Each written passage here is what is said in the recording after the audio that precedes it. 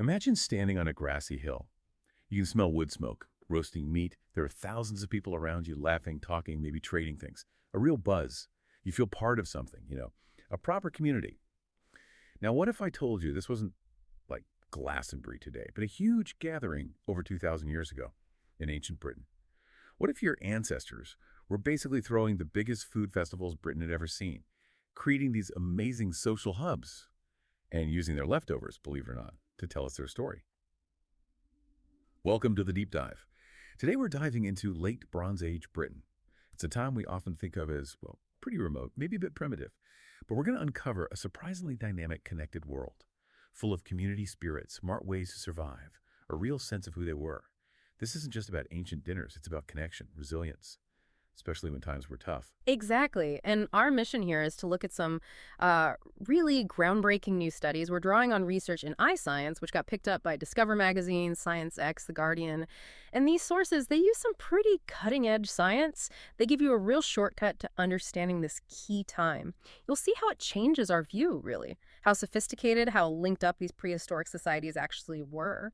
Researchers are even calling it an age of feasting. Okay, let's unpack that, because the story starts somewhere pretty unexpected. Ancient rubbish heaps, Oh. or as archaeologists call them, middens. No. Now, forget your wheelie bin. We're talking massive mounds of stuff, animal bones, broken pots, just refuse. Yeah. So big they've literally become grassy hills you can see today. Can you actually picture that?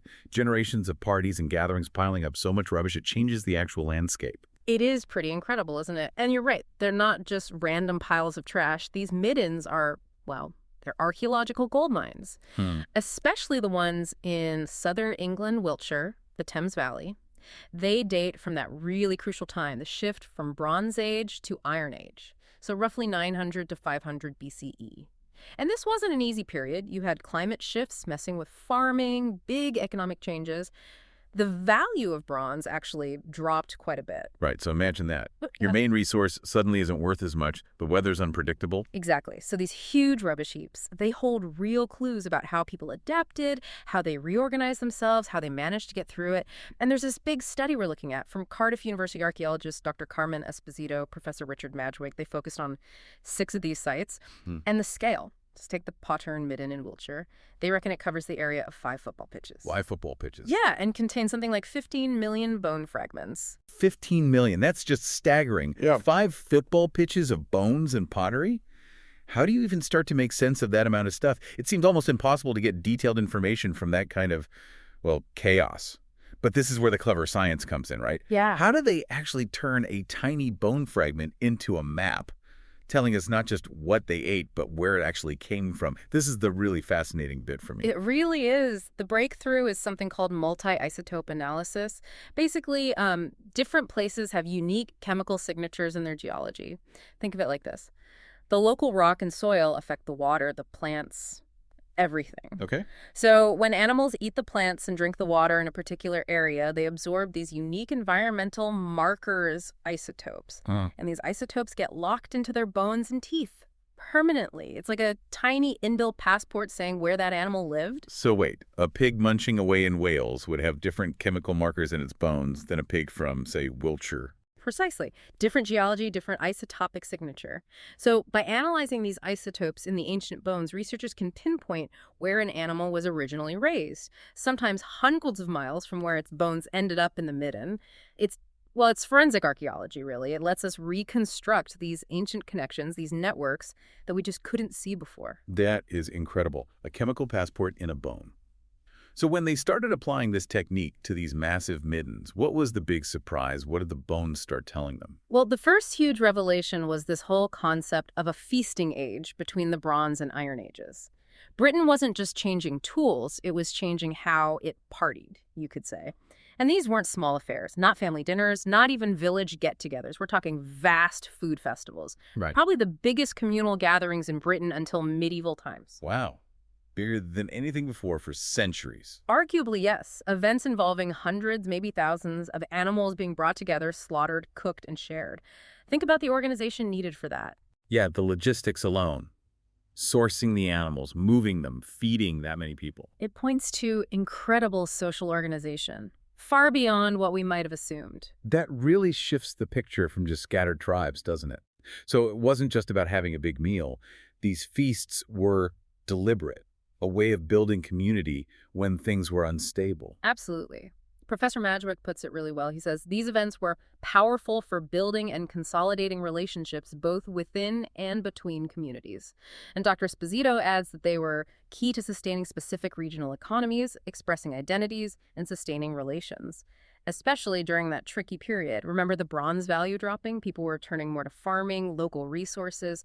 So strong community ties, knowing who you could rely on, that became vital. Ah, I see. So the feasts were like social glue. And maybe economic hubs, too. Exactly. They were about social mobilization on an astonishing scale, as the researchers say. Communal consumption, reinforcing bonds, sharing risk, forging alliances, maybe even trading. It was about identity, who we are. It's amazing to think of feasting as a strategy for dealing with instability.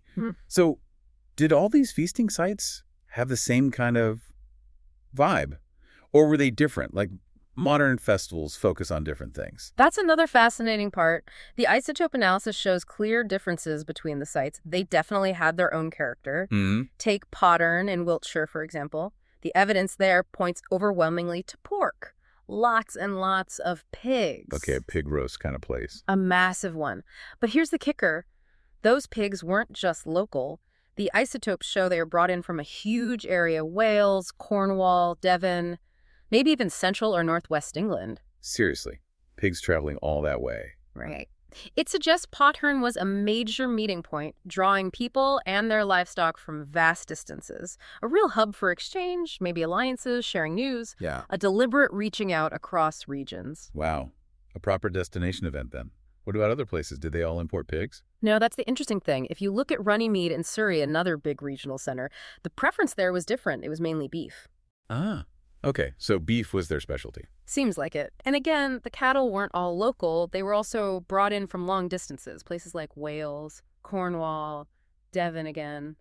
Similar distances to the Potterne pigs. So a pattern of long-distance animal movement for these massive feasts, but different animals favored at different key sites. Precisely. It shows they had the networks and presumably the social agreements needed to move livestock over what must have been challenging journeys back then.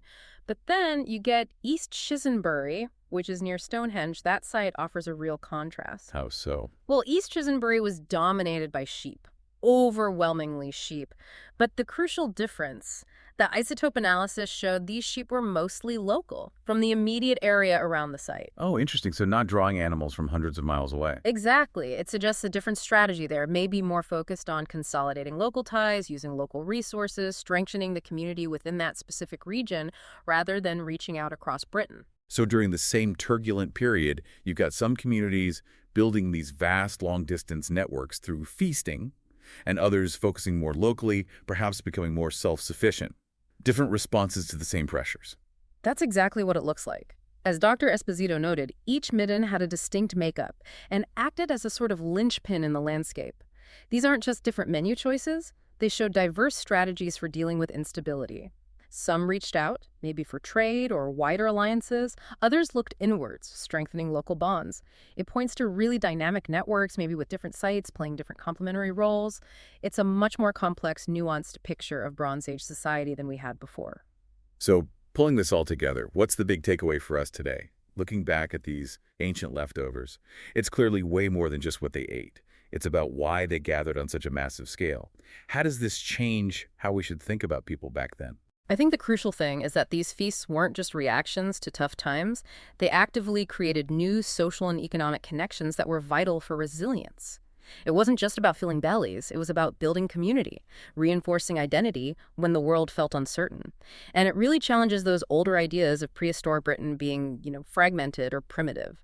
This shows highly organized societies capable of coordinating people and resources across huge distances for community building. So, much more sophisticated and interconnected than we often give them credit for. Absolutely. The sheer scale of this communal activity, this social mobilization.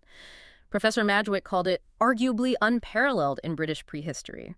It forces us to see them as complex, adaptable, deeply social people, actively shaping their future together, not just passively reacting to events. It's really quite profound to think these huge mounds, these middens, were the physical evidence of that vital social glue, connecting people across miles and miles, especially when things were changing fast. The bones and pots aren't just rubbish. They're a story of connection.